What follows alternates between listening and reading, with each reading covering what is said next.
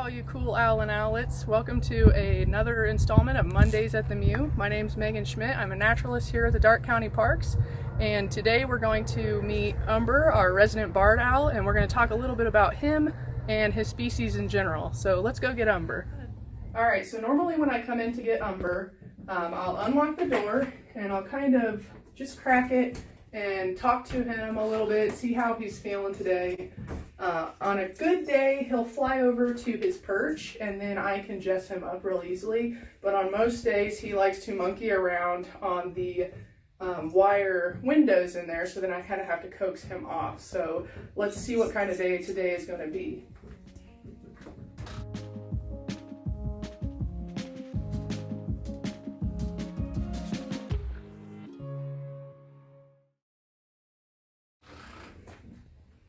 Hey Umber. Hey buddy. How you feeling? Alright. Hey buddy. You can kind of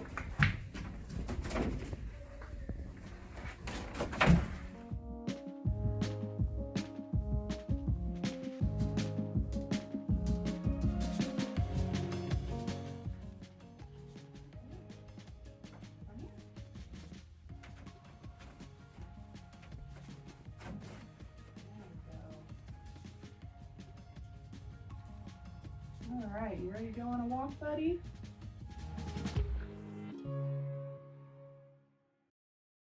So Umber is our resident barred owl. He's been with the Darke County Park District for over a year now, and he is here because he has a wing injury which prevents him from being able to fly in the wild, so he wouldn't be able to hunt. And so I've been working with Umber for 8 or 9 months now, and what I do is I'll help with feeding, but I will also come over once or twice a week and I get him out and we go on a walk, usually 20-25 minutes. Sometimes we'll go inside the nature center and walk around, and sometimes we'll walk around outside. It just kind of depends. Umber is kind of a skittish bird. He's gotten a lot better since we've been working with him more, but he may bait while we're talking, which means he will fly off of my glove and then I'll get him resituated. Sometimes he does this if he's uncomfortable with how he's sitting on my glove, and sometimes he does it if he's stressed out. Like I said before, Umber is a barred owl, not to be confused with barn owl. So if you look at Umber's breast feathers, he has kind of a barred pattern, which is where they get their names. And barn owls are a lot lighter in color.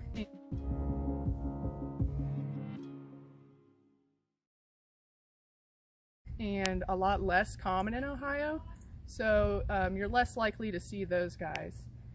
Barred owls can live to be 16-18 years in the wild. They're close to the top of the food chain, so that kind of helps them out. One of their biggest predators in the wild is actually the great horned owl. So habitat-wise, these guys like swampy forests, and since they rely heavily on the use of hollowed out tree cavities, they are mostly found in mature growth forests. They use the hollowed out tree cavities for nesting. Sometimes, maybe he was going to do that. So sometimes they will, it's very rare, but they'll use abandoned nests that were made by hawks or crows or sometimes squirrels, but that's pretty rare. So they'll have one clutch a year. Typically 2 or 3 eggs. It can be up to 5, and then the eggs will hatch out mid-April, and then they will fledge around late May or June. And fledge just means that they've developed feathers that are sufficient enough for flight. So the barred owl is a large owl. Some of their measurements can be pretty close to the great horned owl, but they're not nearly as bulky and heavy as the great horned owl. So barred owls usually weigh around 1.5 or 2 pounds, which is about the same as a pineapple. And compared to a great horned owl, which is on average 3.5 pounds and sometimes can be more, so they're not nearly as dense. So one of the first things you probably noticed about Umber is his big dark eyes. And they may look black, but they're actually a really, really dark brown, which is where he gets his name. The dark brown is actually Umber. So He is one of the 2 types of owls in Ohio that have dark eyes, the other being the barn owl. And they are not nearly as common, like I said before. They are actually listed as threatened, whereas the barred owls populations are very stable. He also has a very prominent facial disc, so that's the feathers around his eyes, and that helps to funnel sound into his ears. So Umber doesn't have ear tufts on the top of his head. If you remember last week when Mandy was talking about Pip, he had the little ear tufts on the top of his head. And great horned owls also have ear tufts. Umber doesn't have ear tufts. He's considered a round-headed owl, which doesn't mean that he doesn't have ears, because ear tufts are actually not ears at all. They're feathers that are on top of their head that they use to aid in camouflage. So Umber doesn't have ear tufts, and his ears are actually on the sides of his head, but they're not symmetrical like ours. His are actually a little bit lopsided, so one may be here and the other down. That will actually aid in hunting. These guys do most of their hunting at sunset and at night because they are mostly nocturnal. So if you see one of these guys in the daytime, they'll be up in a tree roosting quietly. So when they are hunting at night, they will sit up in the tree and they will scan for their prey.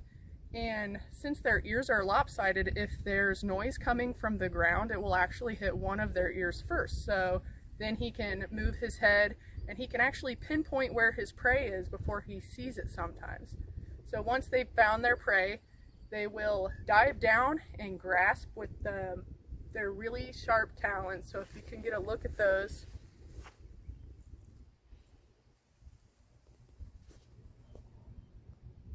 Very sharp talons designed for grabbing and crushing prey. Barred owls actually have a pretty varied diet.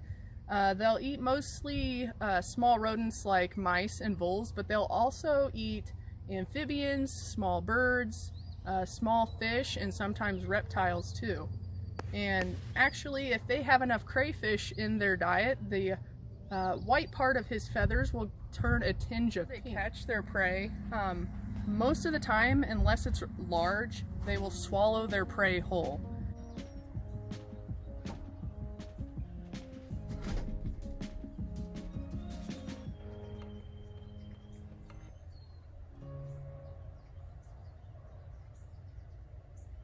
And then their stomach doesn't have the capability of breaking down the hard parts. So like the teeth and the feathers and the bones and beaks, their stomach doesn't have the ability to digest that. So they digest what they can, and then all of the rest is packed into this tight mass, which we call a pellet. And so then when he's ready, he will regurgitate this pellet. This is one of Umber's pellets.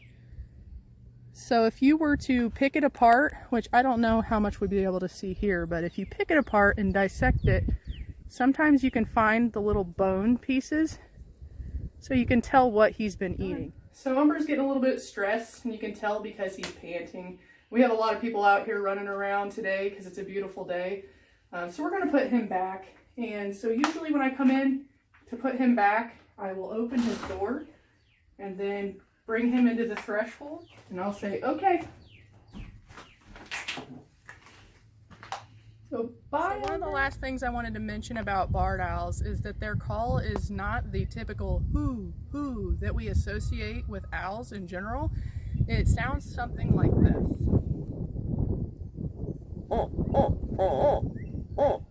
So there's actually a mnemonic that they use to remember that call, which is, who cooks for you?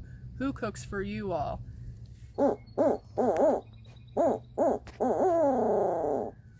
You can see we've caught Umber's attention. He's like, nah, looks away.